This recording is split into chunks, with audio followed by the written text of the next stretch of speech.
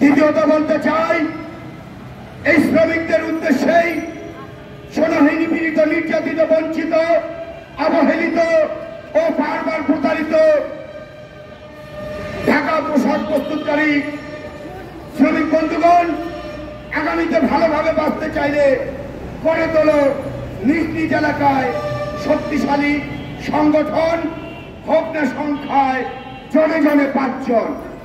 বন্ধুগণ, একটি স্ফলিত যেমন কাভারণ সৃষ্টি করতে পারে, ঠিক তেমনি বিন্দু বিন্দু বালুকণা একত্রিত হয়ে সিন্ধু পাহাড়ও পরিণত হতে পারে।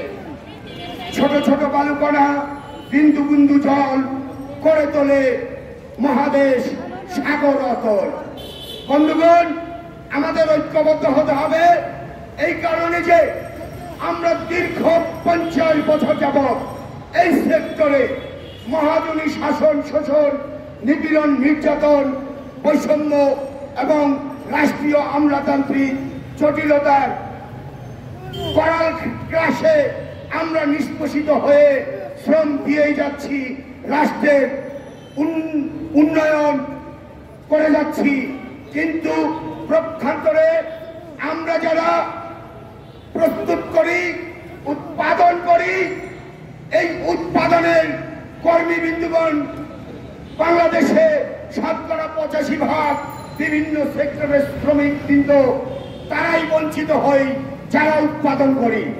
আর যারা উৎপাদন করে না, মহাজন এবং বড় আমলা মুৎসুদ্দি পুঁজিতন্ত্র ব্যবসায়ীরা এবং সাম্রাজ্যবাদের দালালেরা এই আমাদের কলোনি রাষ্ট্রে 85% মানুষকে দারিদ্রতার সীমায় ফেলে রেখেছে পরিকল্পিতভাবে।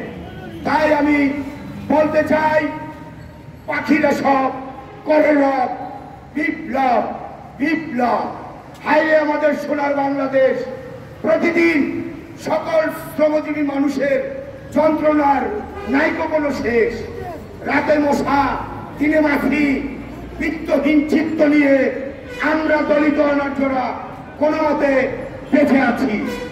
1971-এর তথাকথিত যুদ্ধের পর অনেক উত্থান পতন দেখিয়াছি। পক্ষান্তরে আমরা শ্রমজীবী, মেহনতি, সহজ সরল সংখ্যাগরিষ্ঠ মানুষগুলো যেই তিমিরে ছিলাম, আজও ঠিক সেই তিমিরেই আছি। ঘর, গাড়ি, ভাড়া ভাড়া ভাড়া, চিকিৎসাহীন হয়ে মরা। এরই মধ্যে কিছু অশিক্ষিত, কুশিক্ষিত টাউটপাটপাড়েরা আমাদের দীর্ঘ জন্মের দারিদ্রতার শিকলে আন্থা লাগিয়ে সিলগালা করে সুকৌশলে তথাকথিত স্বাধীন দেশে করে রেখেছে পরাধীন। সপ্তাহে 6 দিন 46% কিস্তি কিস্তি কিস্তি দিন। আমাদের ঘরের আসবাবপত্র বিদেশি কাবলিওয়ালা এনজিও বেনিয়াদের কম্পিউটারে লিপিবদ্ধ। আমরা যদি কোনো কারণে কিস্তি দিতে না পারি, হয়ে যাই ফেরারি আসামি। হায়রে আমাদের সোনার বাংলাদেশ, প্রতিদিন শ্রমজীবী মানুষের যন্ত্রণার নাইকো কোনো শেষ। আজকে আমরা এমন একটি যন্ত্রণা নিয়ে এখানে হাজির হয়েছি, পোশাক প্রস্তুতকারী শ্রমিক বিন্দুর কয়েকজনের আলোচনায় অনেক কিছুই নেই। সর্বশেষ যে পানি, এই পানিটুকু একটি ব্যবসায়ী মহাজন শ্রমিককে খাওয়াতে চায় না। তারা কতটা পৈশাচিক ভাবে আমাদেরকে নির্যাতন করতেছে, এই গণমাধ্যম বন্ধুগণ এবং গোয়েন্দা বিভাগের বন্ধুগণ, আপনারা ওই অন্তর্বর্তীকালীন সরকারকে খোঁচা দিয়ে বলুন, শ্রমজীবী 85% মানুষ ভালো নেই। অতএব এদেশটা এখনো অর্থনৈতিকভাবে স্বাধীনতা আমরা পাইনি। আমরা এমন একটি রাষ্ট্র চাই যার আয় ক্ষমতার চাইতে ব্যয় ক্ষমতাটা একটু কম থাকবে, আর একটু সঞ্চয় হলে আমরা রিক্রিয়েশন লিভ, বিনোদন ছুটি কাটাতে পারি।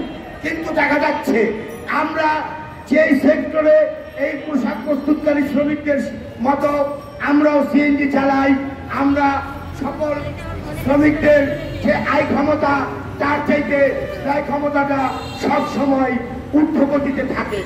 আর গণমাধ্যমে বড় বড় গণমাধ্যমের, শিল্পপতিদের গণমাধ্যমের বারবার ভেঙচি কেটে বলে সোনার বাংলাদেশ, স্মার্ট বাংলাদেশ, এমনকি আরো কি বলে ট্রিপিক্যাল বাংলাদেশ, ডিজিটাল নয় ট্রিপিক্যাল, অর্থাৎ এমন একটি হজবড় ল করে রেখেছে অর্থনৈতিক বৈষম্য করে এনজিওর মাধ্যমে। আমরা আজকে এখান থেকে মুক্তি পেতে চাই।